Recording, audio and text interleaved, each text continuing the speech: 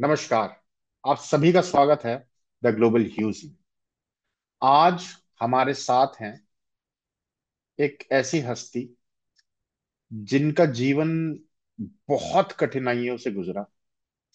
उनकी कहानी के अंदर हमें जानने को मिलेगा कि क्या रोल होता है एक पिता का, क्या रोल होता है हमारा खुद का, और कैसे हम अपनी कहानी को खुद रच सकते हैं, खुद लिख सकते हैं।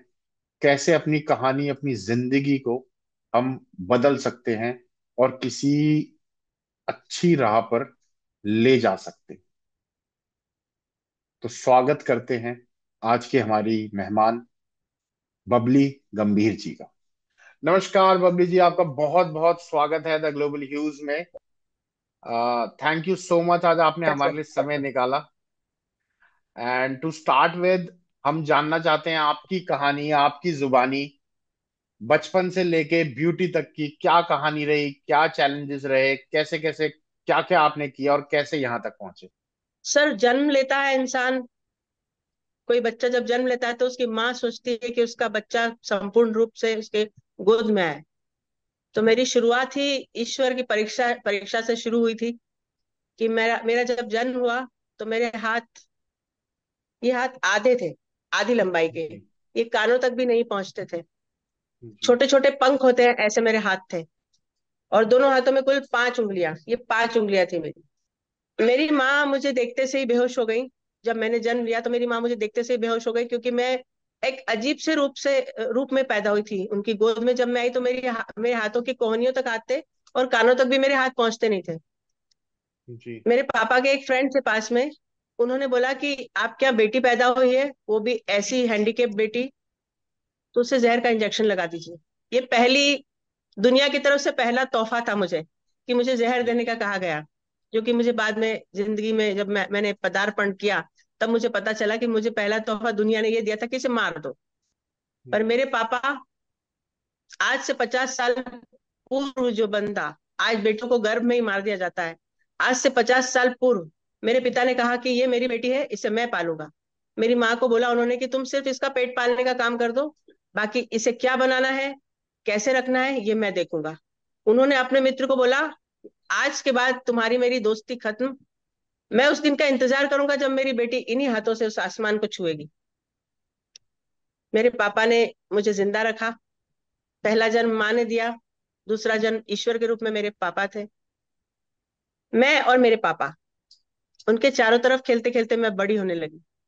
मेरी जिंदगी इतनी सुंदर थी, क्योंकि एक बच्चे को जब पिता का साया मिलता है, उससे बड़ी प्रोटेक्शन, उससे बड़ी सुरक्षा उसके लिए कुछ भी नहीं होती।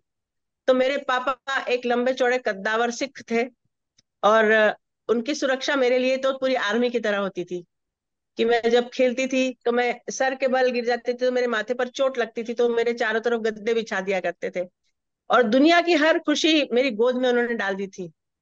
एक छोटी सी ढोलक ले आए थे, उस ढोलक को मेरी गोदी में रखते थे और दोनों हाथ पकड़कर ऐसे से बजवाते थे, ताकि मेरे हाथों में, इन उंगलियों में मूवमेंट हो। मेरे हाथों में पेंसिल देकर और चलवाते थे कॉपी पर। और उनका प्रिय गाना था, तुझे सूरज कहूं या चंदा, तुझे दीप कहूं या तारा। वो गीत गाया होगा किसी गायक ने, गाया होगा किसी फिल्म में किसी ने, लेकिन वह गीत बना मेरे लिए ही था। वो गीत गाते गुनगुनाते और मैं सुनती रहती थी। वो गीत मेरी आत्मा में बस चुका है। बस मैं और मेरे पापा, यही मेरी दुनिया थी। मेरी कोई दोस्त, सहेलियां, नाते, रिश्तेदार कोई भी नहीं था मेरे पापा के अलावा। मुझे नहीं पता था कि कोई काला साया दबे पांव पीछे पीछे मेरी जिंदगी को डसने के लिए फिर से आ रहा है। 14 जनवरी की रात, मकर संक्रांति का दिन था। तब तक मैं 5 वर्ष की हो चुकी थी। मकर संक्रांति के दिन मेरे पापा को हार्ट अटैक आया। ओ। और हम लोग गुरुद्वारे में थे और पता चला कि पापा को हार्ट अटैक आया। पापा घर पर ही थे और सब लोग मुझे लेकर दौड़े, लेकिन तब तक पापा जा चुके थे इस दुनिया से। मुझे जिंदगी और मौत की परिभाषा नहीं पता थी, क्योंकि मैं इतनी छोटी थी। पापा को जमीन पर लेटाया हुआ था, इतनी छोटी थी कि जमीन पर लेटाया उन्होंने, रजाई उड़ाई तो रात जब हुई तो मैं पापा की रजाई में धीरे से सरक गई, क्योंकि मैं पापा के पास ही सोती थी। हम्म। ये कहानी मैं किसी सहानुभूति लेने के लिए नहीं बता रही हूँ, ये कहानी इसलिए बता रही हूँ कि जिंदगी आपको बहुत बड़ी बड़ी चुनौतियां देती है। जब आप हम्म। बिल्कुल निश्चिंत हो जाते हैं, अगर जिंदगी ने आपको इस योग्य समझा है, तो एक जन्नाटेदार तमाचा आपके मुंह पर मारती है कि उठो, और अगर तुम इस योग्य हो परीक्षा देने के तो लिए तो खड़े हो जाओ। मेरी वही स्थिति थी।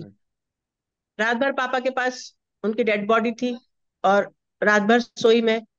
सुबह मुझे उठाकर कहीं भेज दिया गया और पापा को ले गए वो लोग। कहाँ ले गए पापा को? तो जवाब था कि पापा कहीं बाहर गए हैं किसी काम से। हम्म। पापा के साथ अटैचमेंट बच्चों को होता है, लेकिन मेरे अटैचमेंट की कल्पना आप नहीं कर सकते, क्योंकि एक तो आधा अधूरा स्वरूप, क्योंकि वो मेरे हाथ तो मेरे पापा ही थे ना। मेरी हर काम को मेरे हम्म। पापा करते थे, मुझे तो संभालना भी नहीं आता था खुद को। तो वही मेरे हर काम करते थे, वही मुझे दुलराते थे, वही मुझे उछालते थे, वही मुझे खिलाते थे। अब दुनिया में एकदम सन्नाटा था चारों तरफ, क्योंकि सब कुछ शांत हो चुका था। और हम्म। मैं फटी आंखों से ढूंढ रही थी कि मेरे पापा कहाँ गए। बहुत कोशिश करी मुझे बहलाने की, लेकिन मैं सन्नाटे में जा चुकी थी। फिर मुझे मेरे बड़े भैया, जो बिलासपुर बाल्को भारत एल्यूमिनियम कंपनी में जूनियर इंजीनियर थे, उनके साथ मुझे वहां पर पढ़ने के लिए भेज दिया गया। मैं जावरा के हिंदी मीडियम स्कूल से थी, और वहां का जो लेवल था, मुझे सेंट्रल स्कूल में मुझे सेंट्रल स्कूल में दाखिला करवाया गया मेरा। सेंट्रल स्कूल का लेवल एकदम हाई। मुझे इंग्लिश हम्म। नहीं आती थी, जो मेरी सबसे बड़ी कमजोरी थी। हम्म। अब वहां पर मुझे तीन तरह की चीजों का सामना करना था। पहला, इंग्लिश नहीं आती, सब हम्म। अंग्रेजी मीडियम के बच्चे। दूसरा, आर्थिक तंगी, क्योंकि मेरा परिवार बहुत सक्षम नहीं था। और तीसरा, मेरा शारीरिक स्वरूप, जो ईश्वर हम्म। ने मुझे बड़े प्यार से दुलरा कर बनाकर भेजा था। मैं खुद को सहज समझती थी, मुझे नहीं लगता था कि मुझ में कोई कमी है, लेकिन दुनिया को मुझ में सिर्फ कमियां ही दिखती थी। वहां के बच्चे मेरे साथ ऐसा बिहेव करते थे कि मैं जैसे कोई एक अजीब सा जानवर हूं। मतलब मेरी शारीरिक बनावट जो थी उनको बड़ी अजीब सी लगती थी। तो हम्म। कभी कोई आकर मार कर चला जाता पीछे, कभी कोई धक्का देकर गिरा देता था।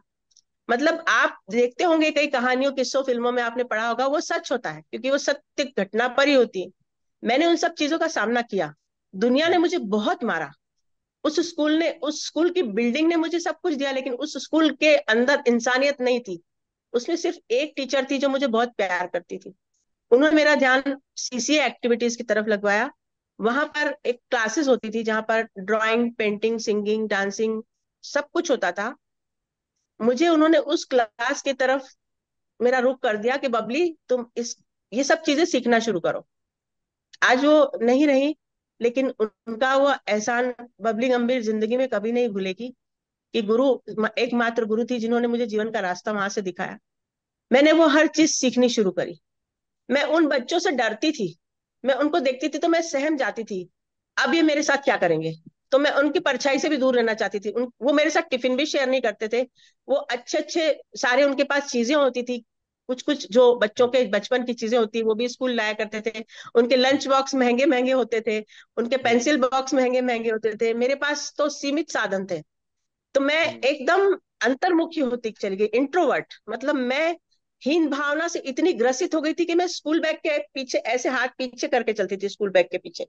मतलब मैं आगे हाथ ही नहीं करती थी। कोई सामने से आता था तो पीछे छुपा लेती थी, पीछे से कोई आता था तो मैं हाथों को सामने कर लेती थी। हम्म। पर कहीं ना कहीं मेरे पापा का वो गीत मेरे कानों में गूंजता रहता था, और मैं खुद से वादा करती रहती थी कि पापा, मैं जरूर करूंगी। और मैंने वो सारी चीजें आत्मसात कर ली। मेरे रग रग में वो सारा ज्ञान, वो सारी आर्ट, वो सारा बस गया था। वह मेरी एफडी थी। मुझे नहीं पता था कि वह मेरी एफडी थी, जो भविष्य में जाकर मेरे लिए क्या करने वाली थी। हम्म। फिर एक समय ऐसा आया कि मेरे भैया के यहाँ बेटी ने जन्म लिया। कुछ दिन मुझे वहां रखकर मुझे वापस मेरे होम टाउन जावरा, जहां से मैं हूँ, मध्य प्रदेश के जावरा तहसील, जिला रतलाम से मैं हूँ, मुझे अपनी जन्मभूमि पर वापस भेज दिया गया, क्योंकि युद्ध तो मुझे वहीं से लड़ना था, हम्म। बाहर से नहीं लड़ना था। हम्म। बाहर से तो मैं आज भी चाहूं तो मैं 6 महीने में एक अच्छी ब्यूटिशियन नाम कमाकर हट सकती हूँ, लेकिन मुझे मेरी इस सरजमीन पे वापस आना था। आ गई। हम्म। लेकिन वो दूसरी बबली थी। वो चहकती हुई बबली नहीं थी, जो पापा के चारों तरफ चिड़िया जैसी उड़ती फिरती थी, तितलियों जैसी उड़ती फिरती थी। वह बबली नहीं थी। यह वह बबली थी जिसके पंख तोड़ दिए गए थे। जो उड़ने हम्म, के लिए जिसके पास पंख बचे ही नहीं थे, जो निस्सहाय, बिल्कुल बेबस, नकारा, बेकार लड़की थी, जिसे दुनिया देखना नहीं चाहती थी। मुझे दुनिया सचमुच में नहीं देखना चाहती थी, क्योंकि वो इतना टॉर्चर करते थे कि मैं मर जाऊं। लेकिन सिखों की बेटी हूं, खून में उबाल तो हो गई ही।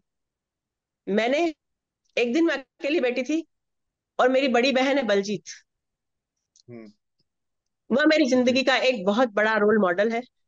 एक दिन वह मेरे पास आई, और मैं सन्नाटे में खामोश बैठी थी, दीवारों को देख रही थी। उन्होंने मुझसे पूछा कि बबली, तुम वहां से आए तब से तुम बहुत चुप हो, बहुत खामोश हो, क्या बात है, क्या कुछ हुआ है तुम्हारे साथ? उस वक्त मेरे अंदर जितना तूफान मचा हुआ था, मेरे दिमाग में, मेरे दिल में, वह तूफान उफन उफन कर बाहर आया, और मैंने उन्हें सब कुछ बताया कि मैंने जो जिंदगी एक बच्चे को मिलनी चाहिए, मुझे वो नहीं मिली। मुझे मुझे कुछ भी नहीं मिला, मुझसे सब छिन गया। मैं तो बिल्कुल शून्य हूँ। I am nothing, I am zero. I want to die. मुझे जीना नहीं है।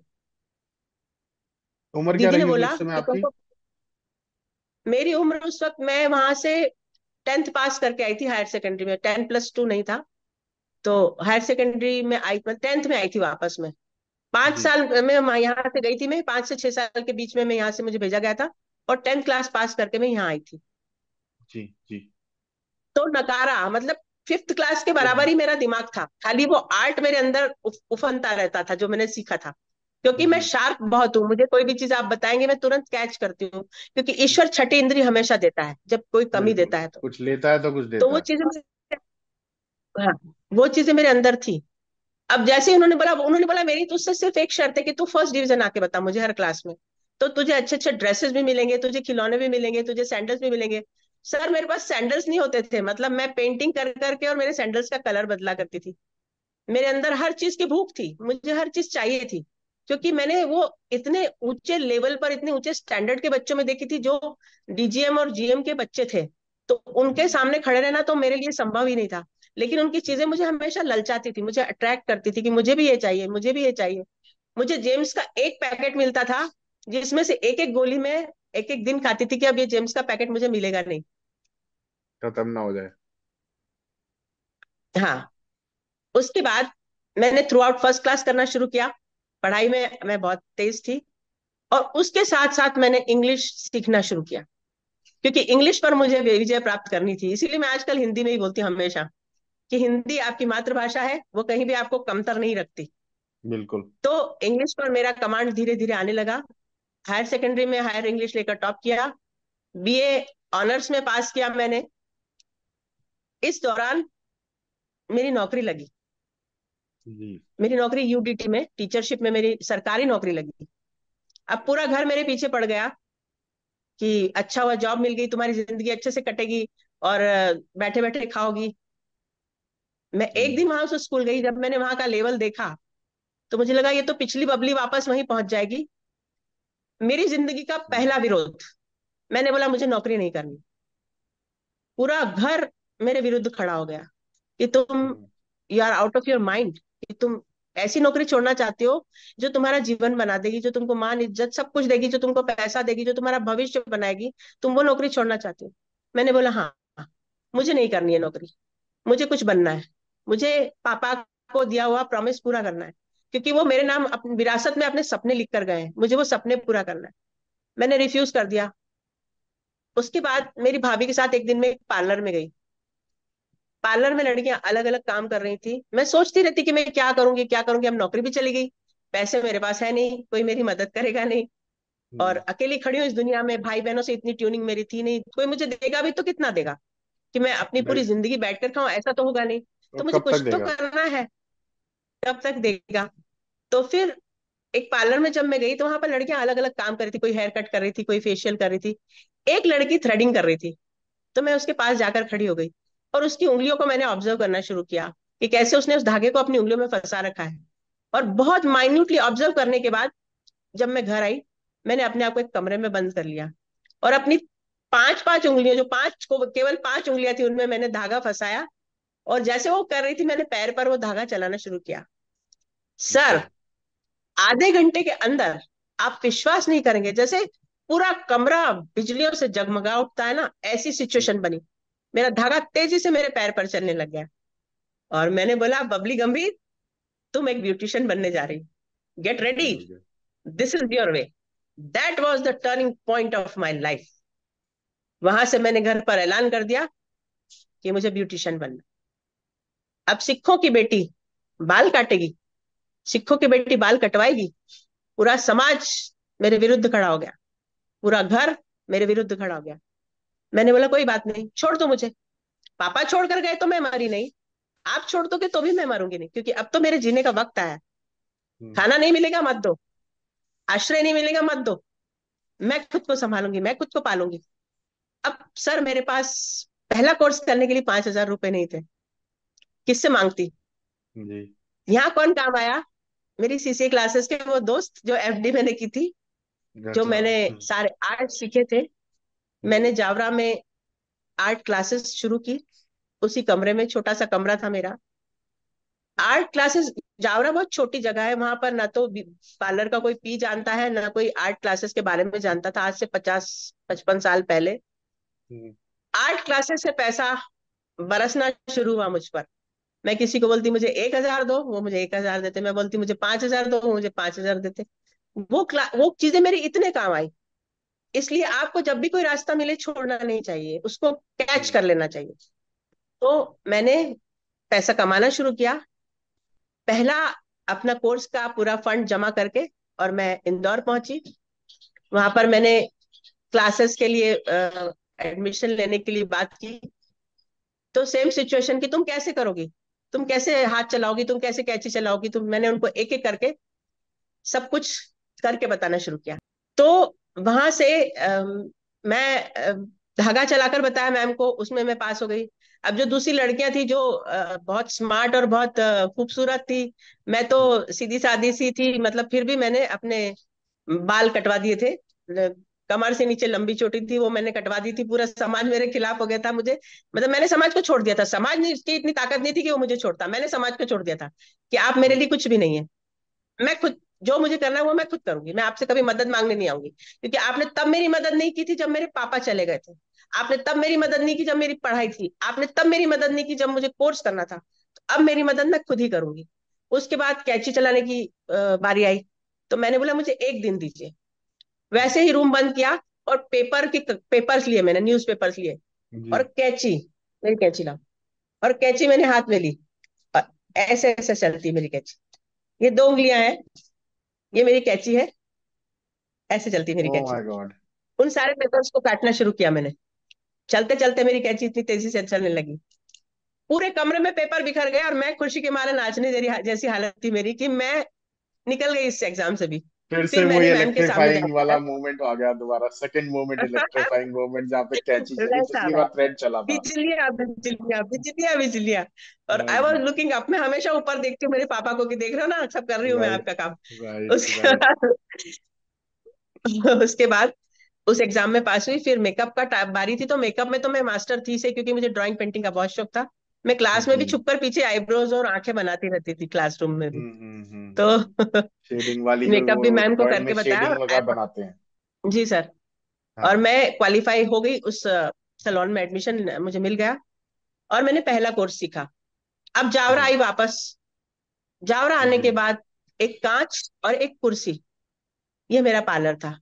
जावरा के लोग बड़ी अजीब नजरों से देखते कि ये पार्लर, ये ब्यूटिशियन, ये पार्लर वाली जो वर्ड बोला जाता है उस वक्त, क्योंकि ब्यूटिशियन या हम्म। एस्थेटिशियन, वो वर्ड तो सपने में भी कोई मेरे शहर में सोच नहीं सकता था।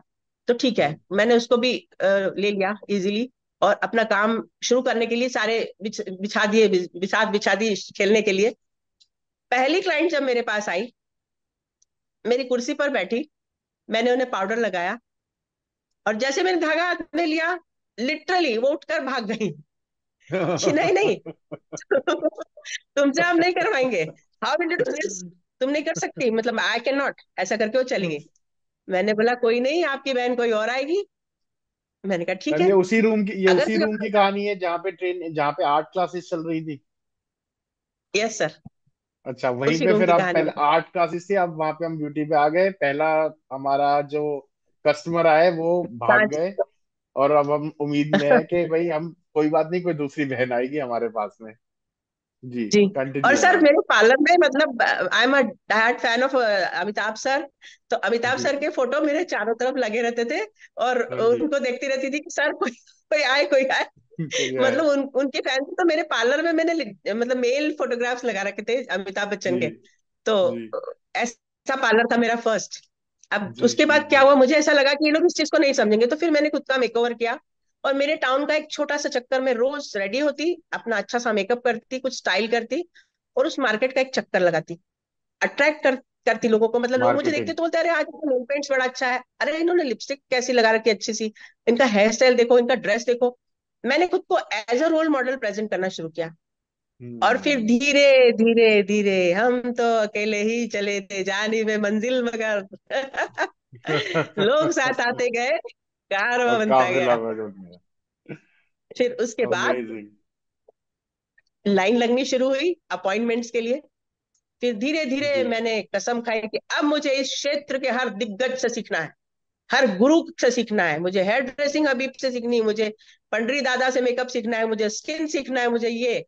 पैसे आते जमा करती, अगला कोर्स करती, पैसे आते जमा करती, अगला कोर्स करती। हर क्षेत्र में इसके हर उसमें मैंने मास्टरी हासिल कर ली। और फिर एक दिन एक छोटी सी जगह से एक बड़ा सा हॉल मुझे मिला।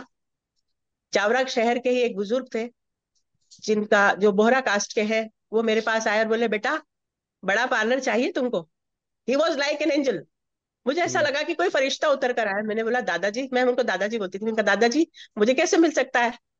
बोले मैं बनाऊंगा। और 2 महीने में उन्होंने एक बड़ा सा हॉल मुझे बनाकर दे दिया। हम्म। और वहां से राइट। शीन की नींव पड़ती है। मेरे क्लिनिक का नाम शीन है, लस्ट्रस चमकदार। वहां से राइट। शीन की नींव पड़ी। और उसके बाद मेरा काम बढ़ता गया। इस दौरान हमारे शहर के एक, मैंने इस दौरान एक फॉर्म भरा, दैनिक भास्कर ऑनलाइन कंपटीशन था, एबिलिटी फाउंडेशन, जिनका नाम मैं बहुत आदर से लेना चाहूंगी, जहां से मेरे सपनों को पंख मिले। मेरा फर्स्ट अवार्ड एबिलिटी फाउंडेशन से मुझे mastery award mister Paul sellers, British council के चीफ ने मेरे हाथों में दिया। वहां से मेरी पहचान शुरू हुई। उसके बाद हमारे शहर के एमएलए जो नहीं रहे, मिस्टर महेंद्र सिंह जी कालूखेड़ा, उन्होंने मुझे टाइम्स ऑफ इंडिया पेपर भेजा। बोले बबली जी आप ये भरिए। तो मैंने बोला सर क्या। बोले ये एक पुरस्कार है, आप इसे भरिए। मैंने वो फॉर्म भर दिया। उसके बाद साल भर निकल गया। अगले साल फिर टाइम्स ऑफ इंडिया मेरे पास आता है। फिर उनका फोन आता है, बबली जी आप फॉर्म फिर से भरिए। मैंने बोला सर मेरा नहीं हुआ, कौन सा प्राइस बता रहे हैं, मुझे समझ नहीं आ रहा है। तो बोले कि बबली जी आप भरिए तो सही। सर मैंने वो फॉर्म भर दिया और मैं भूल गई। हम्म। वो एक अवार्ड था। हम्म। एक दिन मैं, उस टाइम मोबाइल फोन नहीं हुआ करते थे, एक दिन मैं मेरे शैम्पू स्टेशन पर शैम्पू करवा रही थी। मैं बड़ी शौकीन हूँ, खुद को बहुत अच्छे से रखना पसंद करती हूँ। तो लैंडलाइन पर कॉल आया। मुझे गीले बालों में टॉवल लपेट कर आना पड़ा बालों में, और मैंने फोन उठाया। मैंने हेलो बोला, बबली गंभीर जी बोल रही है। मैंने बोला जी सर। आप राष्ट्रपति पुरस्कार के लिए चयनित की जाती हैं। वाव सर मुझे मोमेंट। हाँ राष्ट्रपति पुरस्कार के लिए चयनित किया गया। मैम, वो राष्ट्रपति फिर पुरस्कार से था। बिजली, फिर से बिजली। सर मेरे मुझे चक्कर आ गए। मेरे हाथ से रिसीवर छूट गया था कि ये कैसे हो सकता है, मुझे इतना बड़ा सम्मान मुझे कैसे मिल सकता है। जो दुनिया मुझे जिंदा नहीं देखना चाहती वो मुझे वहां बैठा रही है। तो हम्म। वहां तो पापा बैठे हुए ना, उन्होंने बोला कि यहाँ तक आना है तुझे, यहाँ वहां तक आना चाहिए, उसको छूना चाहिए, आसमान को बोला था ना तुझे राइट। मैंने। राइट। 3 दिसंबर 2013 को मैं स्वर्गीय राष्ट्रपति जी विज्ञान भवन में, प्रणब मुखर्जी स्वर्गीय राष्ट्रपति जी के सामने खड़ी थी, और मेरे गले में मेडल था। मेरे हाथ में इन्हीं 3 3 उंगलियों में वो प्रशस्ति पत्र था। ये कमजोर हाथ जो कुछ उठा नहीं सकते थे, उनमें वो इतना मजबूत सम्मान मेरे हाथों में था। और फिर मैंने उठाकर बोला पापा ले लिया मैंने। अमेजिंग मैम, तालियां तो बजनी अमेजिंग। इट्स चाहिए। बिल्कुल बिल्कुल सच है। Proud moment it would have been. मतलब आपको क्या प्राउड फीलिंग आई होगी उस समय पे, कि क्या कोई कुछ नहीं बोलता गया, करता गया, बट आप अपने रास्ते पर उस पे चलते रहे। उन सिर्फ 5 सालों में आपको आपके पिताजी ने इतना तैयार कर दिया था। और उसके बाद आपने जो लगाम आगे पकड़ के अपनी जिंदगी की लगाम खुद अपने हाथों में लेके जो आप चले हैं, फ्रॉम अमेजिंग मैम। मजा आ गया आपकी पूरी दास्तान सुन के, सो इंस्पायरिंग। एंड मतलब आगे वाले बहुत लोगों के लिए बहुत इंस्पायरिंग है ये जो आपने अभी कहा किया। सर, ऑनलाइन ऑनलाइन एक और कंपटीशन था, उसमें जी माधुरी जी और मैरी कॉम जज थी। वुमेन जी प्राइड अवार्ड, ये पूरे जी इंडिया का था। उसमें मैं फर्स्ट आई थी। और वुमेन प्राइड अवार्ड माधुरी जी द्वारा मिला मुझे। जी 15 राष्ट्रीय पुरस्कार और एक अंतर्राष्ट्रीय पुरस्कार है। लेकिन मैं इतना जरूर कहना चाहूंगी कि अगर किसी बच्चे के पैरों के नीचे उसके माँ बाप मखमली कालीन नहीं बिछा पाते, ईश्वर उन्हें उतनी मोहलत नहीं देता, तो इसका ये मतलब नहीं कि वो बच्चा, उस बच्चे को मार दिया जाए। उस बच्चे को हम्म, मौका दिया जाए, उस बच्चे को उनके बदले की मोहलत दी जाए। क्योंकि जो ताने, जो गोलियां मैंने, जो शब्द रूप की जो गोलियां झेली है, वो एक आईएएस ऑफिसर की तरह, सैनिक की तरह सभी से कंपेयर किया जा सकता है। बिल्कुल। खाली शब्द जो होते हैं वो सबसे खराब होते हैं। तो उन सबसे शब्दों खतरनाक, से मैं गोली मर से भी ज्यादा सकती थी। खतरनाक शब्द है। वो शब्द मुझे मार सकते थे। लेकिन आज की तारीख में आप मुझे खड़ा कर दीजिए करोड़ों करोड़ों की भीड़ के सामने, मैं उनका सामना करने के लिए तैयार हूँ। ना तो मैं किसी से डरती हूँ ईश्वर के अलावा, ना मुझे किसी चीज का खौफ है। मैं बच्चियों को भी यही बोलती हूँ कि आप अगर सड़क पर निकलती हैं, तो आपको अगर कोई फिक्रा कसता है तो अपने पापा या अपने भाई का इंतजार मत कीजिए। आप पलट कर एक जन्नाटेदार तमाचा उस बंदे के मुंह पर मारिए, और घर जाकर बताइए कि मैंने ये किया है। इतनी हम्म ताकत, इतनी हिम्मत आप में होनी चाहिए। आपके चारों तरफ अगर कोई भी नहीं आपका साथ देने के लिए, तो आपके अंदर वो जज्बा खुद पैदा कीजिए, क्योंकि मैंने ये किया है। इट इज नॉट, आपको सिर्फ बातें नहीं बता रही हूँ, मैंने किया है। क्योंकि इस दुनिया से लड़ना इतना आसान नहीं था, नहीं किसी है, भी तरह से आसान नहीं था। नहीं रहा है, नहीं तो रहा है। आज इस सफलता के सुनहरे रास्ते पर, जो मैंने खुद अपने हाथों से बनाया, बहुत मेहनत से, मैं बहुत खुश और बहुत संतुष्ट हूँ। मेरे पास 25-30 लड़कियों का एक पूरा हजूम रहता है। उनको मैं जिंदगी की हर वो चीज सिखाती हूँ। मेरे कुछ सपने हैं कि ऐसी बच्चियों के लिए कुछ करूं। मुझे कोई इकोनॉमिकली हेल्प कोई नहीं मिलती, मेरे पास जितना होता है, पंजाबियों में एक दसवंत निकाला जाता है, तो उन बच्चों के लिए वो निकालती हूँ कि वो उनके भविष्य के लिए होगा।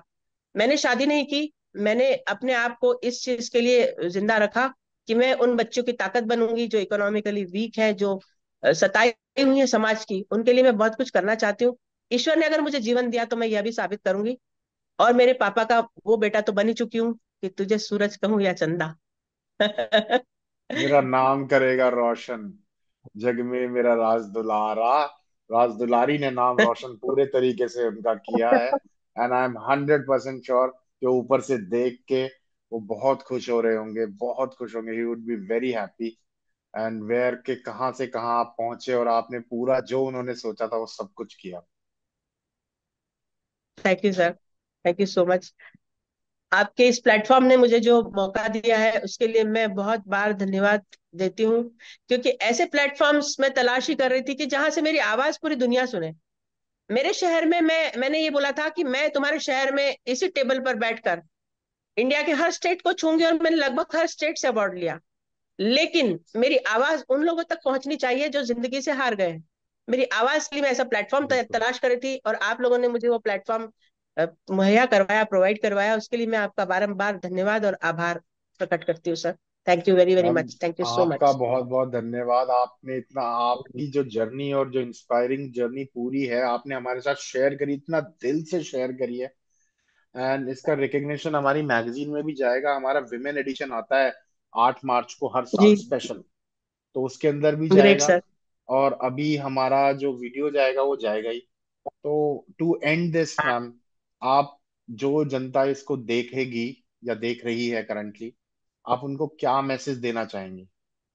वैसे तो काफी कुछ उन लोगों के लिए स्टोरी में मेरा आ चुका है, sorry I am cutting you short over here, but to end this, एक final message for the viewers. सबसे पहली बात, कि जब भी आप लो फील करें, आपको लगे कि आप, आपका ब्लड प्रेशर लो हो रहा है, या आप लो हो रहे हैं, या आप कहीं गर्त में जाते जा रहे हैं, बबली गंभीर को जरूर याद कीजिएगा। क्योंकि बबली गंभीर नाम है योद्धा का। मेरे हाथ पर मेरे पापा का नाम है और योद्धा लिखा है।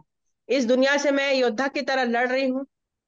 और नारी सशक्तिकरण के लिए मैं अपने आप को प्रेजेंट नहीं करती, क्योंकि सशक्त तो नारी होती ही है, लेकिन जिंदगी से हार मानना कभी मत, कभी हार मत मानना, क्योंकि हो सकता है कि एक बहुत ऊंचा सितारा तुम्हारा कहीं इंतजार कर रहा हो, आसमान का, तोड़ने के लिए। तोड़ लो उसको, ले आओ अपनी गोद में, अपने गले में, अपने चारों तरफ जगमगा दो वो सितारे। जिंदगी से कभी कभी कभी हार मत मानो। Amazing. On that note, thank you so much, Babbi ji. You are such a charming personality and so inspirational कि कोई आपके साथ समय व्यतीत करता होगा तो जाता ही नहीं होगा। I am 100% sure. इतनी ये तो इंस्पिरेशन मिल सच है। रही है, इतनी चार्मिंग पर्सनालिटी है आपकी, सो ग्रेसफुल। एंड मजा ये है कि इतना सब कुछ करके आप इतने अच्छे बने हैं। इतनी कड़वाहट को पीने के बाद आप मिठास आगे निकाल रहे हैं, तो that is very difficult in it self. बहुत मुश्किल है और तो एक बहुत फंडा है मेरा, एक फंडा है जी छोटा सा, कि जी। दुनिया जब आपकी तरफ माइनस फेंके ना, तो आप जी उसको प्लस करके दुनिया को लौटा दो। अमेजिंग, ये फंडा अच्छा है मैम। वही बहुत किया है मैंने। अच्छा है। Thank you so much thank you Babbi so ji, much. Thank you so much. हम पूरी उम्मीद करते हैं कि आपको ये इंस्पिरेशन जर्नी आपकी कंटिन्यू रहे और बहुत सारे लोगों तक पहुंचे, और और भी बहुत सारी उपलब्धियां आप अपने जीवन में पाएं और हजारों लाखों लोगों का जीवन परिवर्तित करती रहें। Thank you so much thank you ma'am, thank you. Sir.